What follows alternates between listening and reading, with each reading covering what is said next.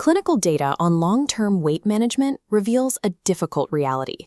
The percentage of individuals who lose weight and successfully maintain that loss is estimated to be between 1 to 3%.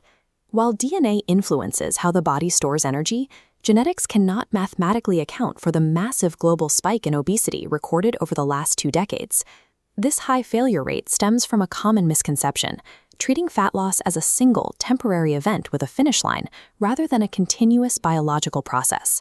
Biology suggests a 2-phase protocol. The body requires one specific physiological toolkit to break down fat and an entirely different set to stabilize the new baseline. Dieters fail at this transition point because the rules have fundamentally changed. Failing to account for this physiological dichotomy allows your own neurochemical mechanisms to actively fight to restore the weight. Phase 1 requires identifying the actual drivers of energy loss. Despite the emphasis on fitness, clinical data proves that exercise programs alone rarely produce significant weight reduction in sedentary populations. This is due to neurochemical compensation. When physical activity increases, the brain subconsciously triggers an increase in calorie intake to offset the energy burned. Because the nervous system can effectively out-eat the treadmill, the primary driver of the loss phase must be a strictly controlled hypocaloric diet. While commercial fad diets offer various frameworks, absolute energy restriction remains the only physiological way to force the body to tap into its fat stores for fuel. In this initial phase, diet dictates the movement of the scale, while exercise serves as a supplementary tool for general health. Simply reducing calories is not the final goal.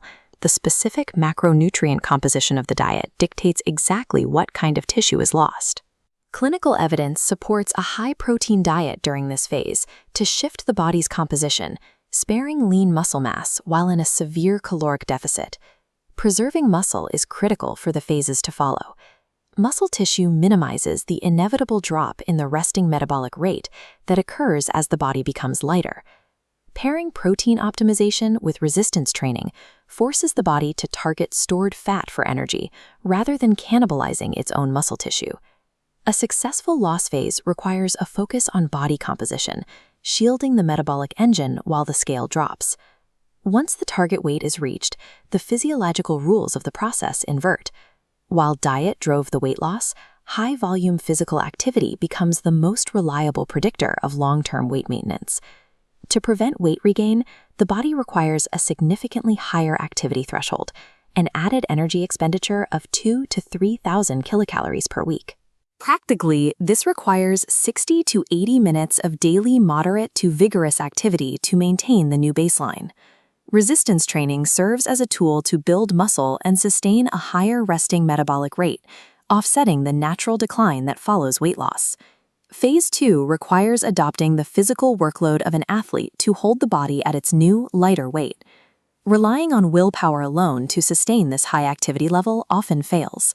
Stress and cognitive fatigue eventually deplete the mental energy required for constant discipline.